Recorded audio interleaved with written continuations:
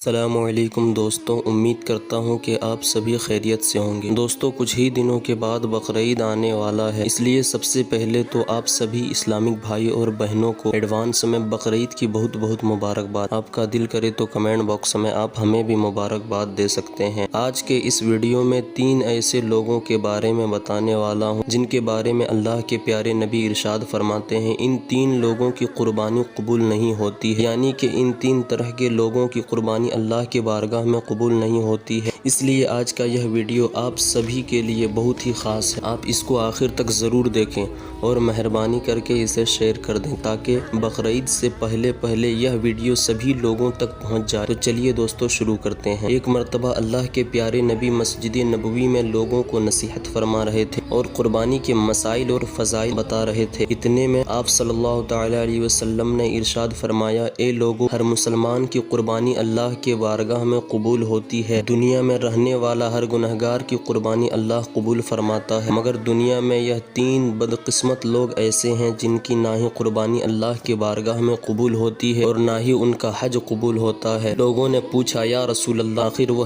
3 بدقسمت لوگ کون ہیں؟ وہ 3 بدبخت لوگ کون ہیں جن کی قربانی اللہ کی بارگاہ میں قبول نہیں ہوتی ہے؟ تو یہ سن کر اللہ کے پیارے نبی نے ارشاد فرمایا، اے لوگو، وہ 3 بدقسمت لوگ یہ ہیں۔ نمبر 1، دکھاوے کی قربانی کرنے والا۔ دوستو، اللہ کے پیارے نبی نے فرمایا، اے لوگو، پہلا شخص ہے دکھاوے کی قربانی کرنے والا، یعنی کہ جو شخص لوگوں کو دکھانے کے لیے قربانی کرتا ہے، اللہ کی رضا کے لیے قربانی نہیں کرتا ہے، تو ایسے لوگوں کی قربانی اللہ کی بارگاہ میں قبول نہیں ہوتی ہے۔ یاد رکھیں، آپ جو قربانی کرتے ہو، آپ جانور کو ذبح کرتے ہو، اللہ کی بارگاہ میں قربانی دیتے ہو، اللہ تعالیٰ کے پاس نہ ہی جانور کا خون پہنچتا اور نہ ہی گوشت پہنچتا ہے۔ اللہ تعالیٰ تو صرف لوگوں کی نیت کو دیکھتا ہے، اللہ تعالیٰ صرف لوگوں کا تقوی دیکھتا ہے۔ آپ نے قربانی کس نیت سے کی ہے؟ قربانی کرنے کے پیچھے آپ کا ارادہ کیا ہے؟ یعنی قربانی لوگوں کو دکھانے کے لیے کر رہے ہو یا گوشت کھانے کی نیت سے کر رہے ہو یا اللہ کی رضا حاصل کرنے کے لیے کر رہے ہو؟ اللہ صرف لوگوں کے دلوں کی نیت کو دیکھتا ہے، اس لیے قربانی صرف اللہ کی رضا کے لیے کریں، کسی بھی دکھاوے کے لیے قربانی نہ کریں۔ نمبر 2، حرام کے پیسے کی قربانی۔ دوستوں، اللہ کے پیارے نبی نے ارشاد فرمایا، دوسرا وہ شخص ہے جو حرام کے پیسوں سے جانور کو خرید کر اللہ کی راہ میں قربانی دیتا ہے، تو ایسے شخص کی قربانی اللہ کی بارگاہ میں قبول نہیں ہوتی ہے، کیونکہ حرام کا مال اور حرام کام اللہ کو بہت ہی زیادہ ناپسند ہے۔ دوستو، حرام کا ایک لقمہ بھی اپنے اولادوں کو نہ کھلائیں۔ حرام آپ کے اولادوں کی آنکھوں سے حیا کو چھین لے گا، حرام آپ کے اولادوں کو بے حیا بنا دے گا۔ اور یہی نہیں، بقرعید کے موقع پر بھی حرام کے مال سے جانور خرید کر قربانی نہ دیں، نہیں تو آپ کا قربانی بھی نہیں ہوگا، ایسے قربانی کا کوئی فائدہ نہیں، ایسے قربانی کا کوئی بھی ثواب نہیں ملے گا۔ نمبر 3، شرک کرنے والے کی قربانی۔ دوستو، اللہ کے پیارے نبی نے ارشاد فرمایا، تیسرا وہ شخص ہے جو شرک کرتا ہو۔ یاد رکھیں، شرک کرنے والے کی قربانی بھی اللہ کی بارگاہ میں قبول نہیں ہوتی ہے، اور یہی نہیں، شرک کرنے والے کا کوئی بھی عمل اللہ کی بارگاہ میں قبول نہیں ہوتی ہے، نہ ہی نماز، نہ ہی حج اور نہ ہی اس کی کوئی قربانی اللہ کی بارگاہ میں قبول ہوتی ہے۔ اب آپ یہ سوچ رہے ہوں گے کہ یہ شرک کیا ہے،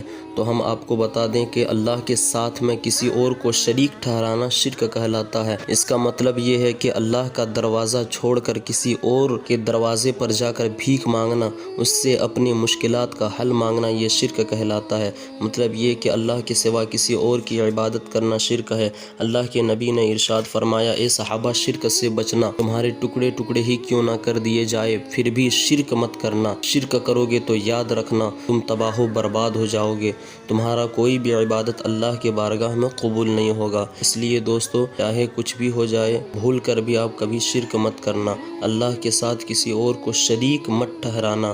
اگر آپ شرک کرو گے تو یاد رکھنا آپ کی کوئی بھی قربانی اللہ کے بارگاہ میں قبول نہیں ہوگی۔ دوستو، اس کے بعد اللہ کے پیارے نبی نے ارشاد فرمایا، اے صحابہ، یاد رکھنا یہ 3 طرح کے لوگوں کے علاوہ، چاہے بندہ گنہگار ہو، سیاہکار ہو یا بدکار ہو، مسلمان ہو اور اگر کلمہ پڑھنے والا ہو، اس کی قربانی قبول ہوگی۔ لیکن ان 3 طرح کے لوگوں کی قربانی اس وقت تک قبول نہیں ہوتی ہے جب تک کہ یہ لوگ سچے دل سے اور اللہ سے پکے توبہ نہ کر لے۔